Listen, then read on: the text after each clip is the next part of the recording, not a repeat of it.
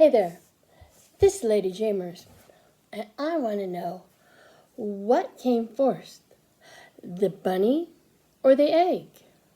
Why was the Easter Bunny involved with Christianity? What are the origins of the Easter Bunny? Going to answer all those questions and more. I started this journey, you could say, with a question: was the Easter Bunny a pagan myth? Then I fell into a rabbit hole, literally.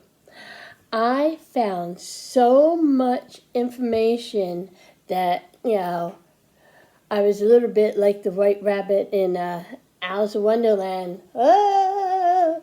So I decided that I was going to basically say all the information that I found and do it in two parts.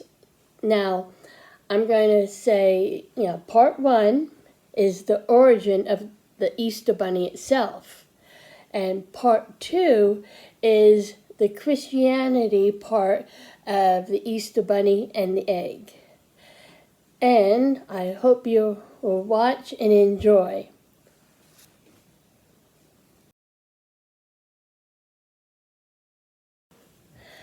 The Easter Bunny originated from a pre-Christian goddess by the name of Eosta. And when I was trying to get her, how you say her name, there was a couple of different sayings, and the Eosta was the main one, and her name, the Easter name, actually comes from her name. She was the goddess of fertility and rebirth, and the goddess of spring. There was, in the BC calendar, there actually was April. And in April, they had the Festival of Eosta. And that was to celebrate spring and the land's rebirth after the winter slumber. Eosta's symbol was the rabbit, and mainly because of its high reproductive rate. And the eggs also were a symbol for the fertility and rebirth factor. And as I said, the name Easter comes from Eosta. But when was the Easter Bunny recognized? Now, this actually happened around 1682. German physician and Professor George Frank von Frankenow, how is that for a name, published a medical essay which translates to about Easter eggs. And let's face it, those who have watched my videos, I do butcher names, and I'm not going to even try that name in German. Sorry about that. The essay detailed the German folklore of the egg-laying hare, and that brought eggs for good boys and girls. Now, while this was the first written account, it wasn't the first actual, walk, go it down the lane, whisper down the lane kind of thing. Osterhaus is the original legend of the pre-existing German Luther tradition.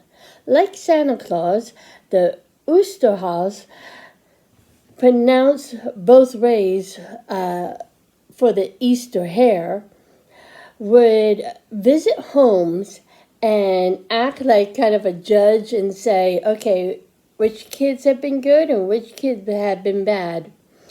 In the 1700s, German immigrants came to America. Among those were my family, but they weren't the ones that I'm going to talk about here. The Pennsylvania Dutch are the ones that actually took the Oosterhuis and kind of brought the myth to America. What they would do is on Easter, they would have their kids put a nest in their bonnet or hat, depending if they're a girl or boy, and on Easter morning, the Easter hare would actually put the eggs in the bonnet, and that proved they were a good kid. When when I always go off and then I lose my place. When the immigrants came to America, there weren't any hares, but there were rabbits. The Easter hare became the Easter bunny. The Eastern cottontail was chosen as the American Easter bunny, aka rabbit, for the abundance in North America and its symbolic version of fertility, and is very similar to the Eastern hare, the European hare. The name bunny actually came out for its cute and cuddly and kid-friendly kind of thing. And another reason for choosing the cottontail was because they make their nest like the European hare does. Now, the thing about the European hare and Eastern cottontail rabbit is that their nest, like I said, they made it in kind of a shallow indentation on the ground. And a couple of birds do the same thing. They have their nest on a kind of a little floor, you could say, on the ground. And where the myth of the Easter Bunny actually came from was a misunderstanding. Just like in my mythological monthly series, I loved making that series, but the problem was that every single myth was the same exact answer. It was basically misunderstanding and human error kind of thing. Basically, someone saw the bird's nest and then saw the Easter Bunny, aka the rabbit/hare, leave its nest. And then they went to see, and instead of seeing the rabbit's nest, they saw the bird's nest and thought that the actual rabbit/hare left eggs. This is how myths begin. Now, I put two birds in question that I found, and one of them is the lapwing, and the other one is the plover, Plover. And in my little pictures and everything, you'll see pictures of the birds and the nest, and also of the hare's nest. During Victorian times, the popularity for the Easter Bunny just grew, and there were more items besides just putting eggs in your kind of nest, Easter basket bunny, and all that kind of fun stuff like that there. There were toys, there were greeting cards, edible treats, and the first chocolate Easter egg appeared in the 18th century. France and Germany made these solid chocolate eggs that were kind of bitter. And in 1873, British company J.S. Fry and Sons produced the first hollow chocolate Easter egg. 2 years later, Cadbury refined the process using pure cocoa butter, creating the smooth modern chocolate that we know today. And back then, chocolate was a very luxury purchase. It wasn't until mass production that the average Joe, you could say, could afford it. And now in 2026, it's getting back to being a luxury, if I should say so myself. The 20th century introduced the convenient egg, aka the plastic egg. The plastic eggs have made it so that you don't have to have any spoiled eggs, and you can fill them up with candy and other things. And I have a cute little story from when I was little. My church had an Easter egg hunt, and they did real eggs one year. Well, not all the eggs were found. And about a month later, the backyard of our church really smelled bad. They found the egg. And I think that was the last time we had real eggs on our Easter egg hunt. We had plastic eggs from then on. So, you could say that as the Easter baskets evolved, so did the contents. Starting with the eggs, to chocolate, to jelly beans, to marshmallow peeps, and more. The jelly beans represent the egg, which represents rebirth, and the marshmallow peeps represent the rabbits and the chicks, which represent fertility in spring. The 20th century has also brought TV shows, movies, and giant-sized bunnies.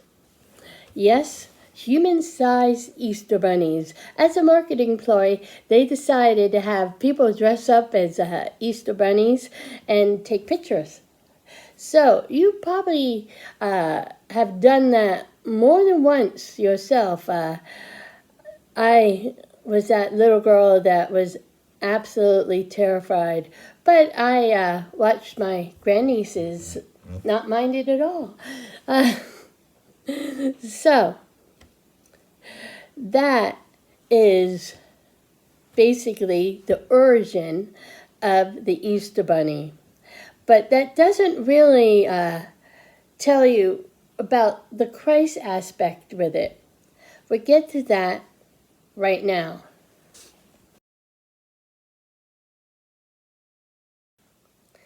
Now, how does Christianity go with the Easter Bunny and everything? It's actually the eggs. The eggs are a big part of the Easter lore in Christianity and has much to do with the symbolism of the egg being that of the fertility and birth. The egg also represents the resurrection of Jesus Christ. The hard shell on an egg represents the sealed tomb. And when you crack open the egg, it symbolizes the resurrection. And in many Eastern Orthodox and Catholic cultures, they dye the eggs red to represent the blood of Christ, which was shed during the crucifixion. There is a Lenten tradition about the eggs. For centuries, the eggs were forbidden to be eaten during Lent, while Christians fasted from eating eggs. Their chickens still laid the eggs. The solution to not wasting all these eggs was to hard boil them and then preserve them.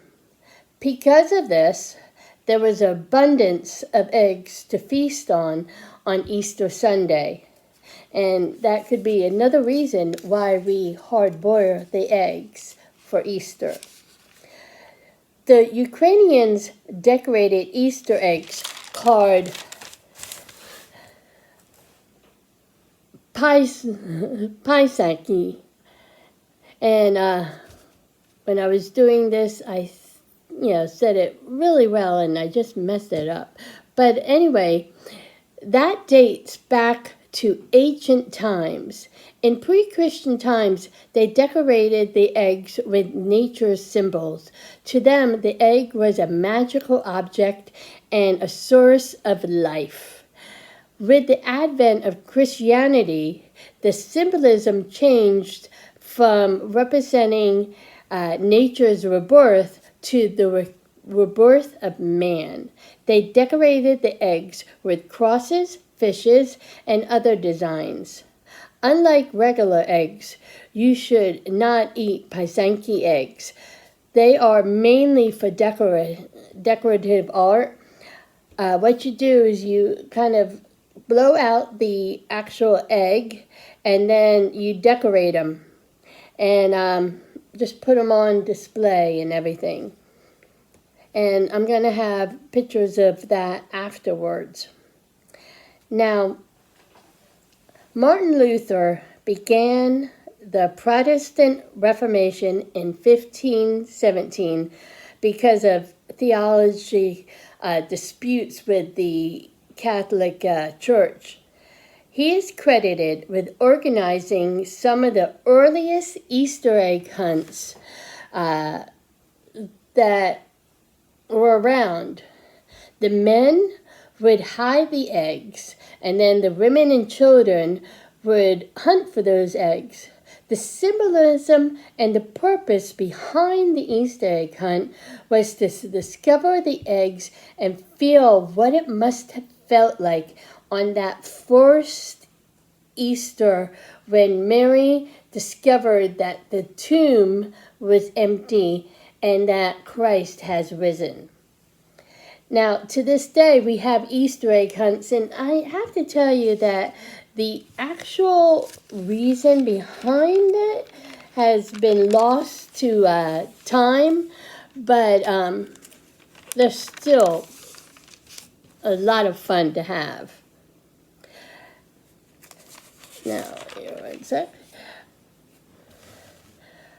But that still does not answer what did Christianity have to do with the Easter Bunny. Now, I like to put it this way. You know when you have a friend of a friend, and for instance, the Easter Bunny and the egg are like friends.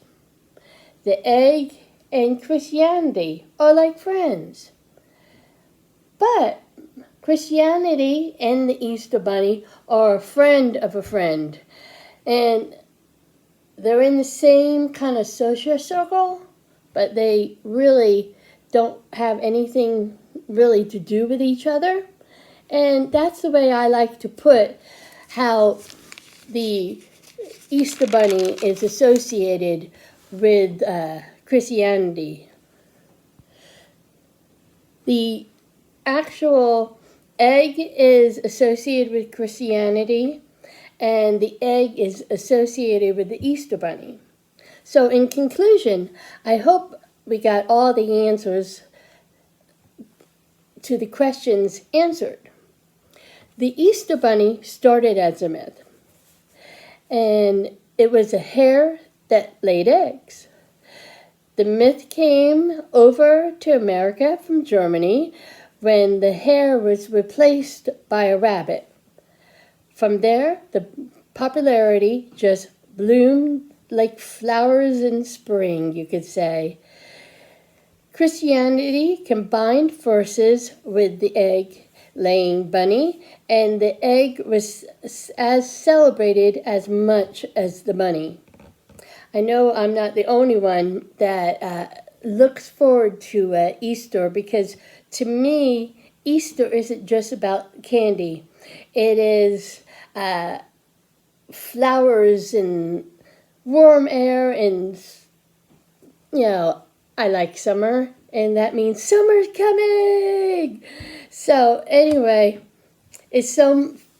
for me, it's so fun to look at the daffodils and everything.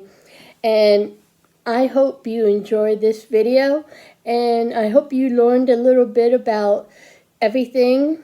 And have a happy Easter. And just one more thing, I wanted to show you this shirt. Here. Isn't that cute? I have this one Easter shirt, and I wanted to get another one, and I saw these cats taking selfies with bunnies, and I couldn't figure out. There were so many on Amazon I couldn't figure out, so I thought the one of the bunny has a knife right there. And he's like taking the selfie going, ah! So, hey, like I said, it's on Amazon if you want it. And then these ears are, I found them when I was looking for something else. I made them some years back, and I thought I got rid of them when I moved, but here they are. So, anyway, stay tuned for the next video, and as always, I hope you enjoyed. Like, subscribe, hit those notification buttons, and happy Easter. Bye-bye.